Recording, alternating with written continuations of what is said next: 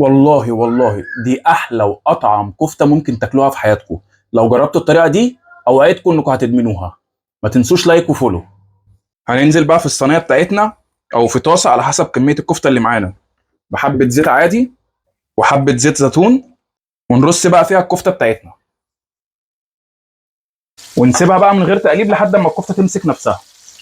عشان نعمل بقى الدعه بتاعتنا بتاعت الكفته، معانا طماطمايه انا شويهم في الاير فراير، وبصلايه صغيره، وقرن فلفل، وفصين توم.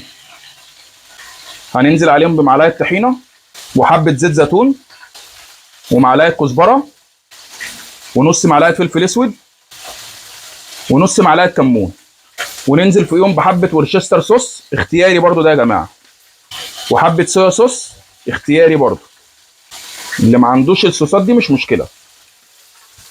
وننزل عليهم بسنه خل، ونضرب الكلام ده كله بالكبه. بعد ما الكفته بتاعتنا اتشوحت شويه كده، هننزل عليهم ببصلايه طماطمايه وقرن فلفل، نقلبهم تقلبتين كده، وننزل بقى عليهم بالدقه اللي احنا عملناها دي.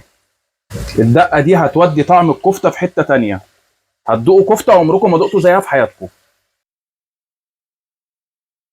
بعد الكفته بتاعتنا ما تستوي هنفضي مساحه كده، نحط ورقه فويل وننزل في النص بفحمايه ونديها بق زيت صغير ونغطي عليها.